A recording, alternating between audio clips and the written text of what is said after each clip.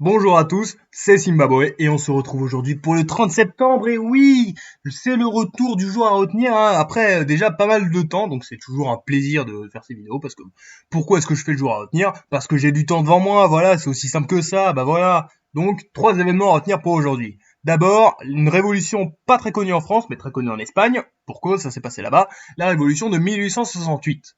En 1868, donc l'Espagne était gouvernée par une certaine Isabelle II, donc depuis 35 ans. Bon après, elle a commencé à gouverner à 3 ans, hein. Et en fait, c'était bon, elle avait pas vraiment de pouvoir, mais c'était un régime très un peu lent. C'est-à-dire que bon, elle était très influencée. En fait, c'est une grande instabilité politique aussi. Elle était très influencée par des personnages, enfin par plein de personnes. Et du coup, ça a été une longue décadence en fait pour l'Espagne. C'est-à-dire que bon, il y a eu quelques avancées en termes d'industrialisation, mais comparé à ce qui se passait en France ou en Allemagne, c'était absolument rien du tout. Et en fait, c'est une cause du retard qu'avait l'Espagne durant le XXe siècle au niveau économique. Et donc en fait, cette révolution, bah, c'est juste de plus en plus de gens en ont marre d'elle et décident de faire un. Enfin, on a les ministres qui se succèdent, hein, c'est souvent ça à la fin des régimes. Et donc là, on a des cris de "Ah bah les Bourbons", et du coup, elle s'exile en France. Mais après, elle abdique formellement qu'en 1870. Mais de facto, elle avait plus de pouvoir. Et donc c'est le début en fait d'une période qu'on a appelée Sexenio Democrático, donc en Espagne en fait, qui est une période de 1868 de 1868 à 1874, qui est une période de grande instabilité politique. C'est-à-dire on a une monarchie constitutionnelle, puis une république fédérale, puis une république unitaire, et donc vraiment très très compliqué hein, comme période. On n'arrive pas vraiment à se décider, et puis ça finit sur une restauration bourbonienne. Et d'ailleurs évidemment c'est cette instabilité politique en Espagne qui est à l'origine évidemment de la guerre franco-prussienne. Donc à retenir aussi.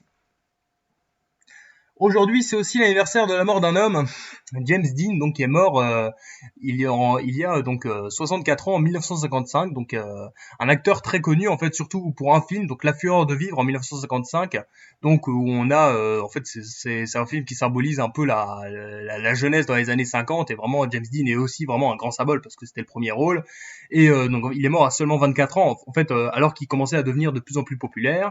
Pourquoi il est mort? Un célèbre accident de voiture, en fait. Il était avec sa voiture, puis il s'est pris une contravention, puis ensuite il roulait depuis 4 heures, puis il y a une voiture, voilà, qui lui coupe la priorité, puis James Dean, coup du lapin, et voilà, il meurt.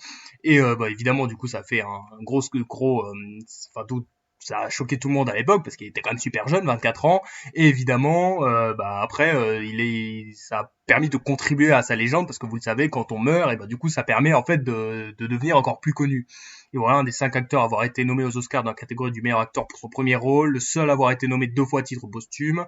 Puis après, il y a plein d'acteurs de nouveaux acteurs et de chanteurs qui se sont qui ont été influencés par James Dean. Donc, vraiment un type précurseur de son époque à retenir. Et enfin, c'est la journée internationale de la traduction aujourd'hui, donc le 30 septembre. Pourquoi le 30 septembre? En référence à Saint Jérôme, parce que en fait c'est l'anniversaire de la mort de Saint Jérôme. Qui est Saint Jérôme? Bon, évidemment un célèbre chrétien qui a traduit la Bible en fait. Voilà, donc ça a été le premier à traduire la Bible. Et en fait, cette journée internationale est là pour nous dire, voilà, c'est pour montrer la solidarité de la communauté des traducteurs dans le monde entier afin de percevoir les métiers de la traduction dans des différents pays.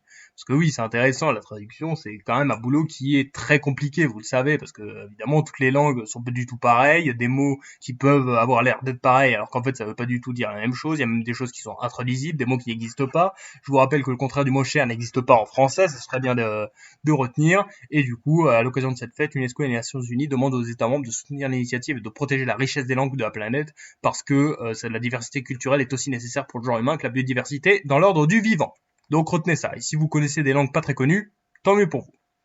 Donc voilà les 3 événements à retenir pour aujourd'hui.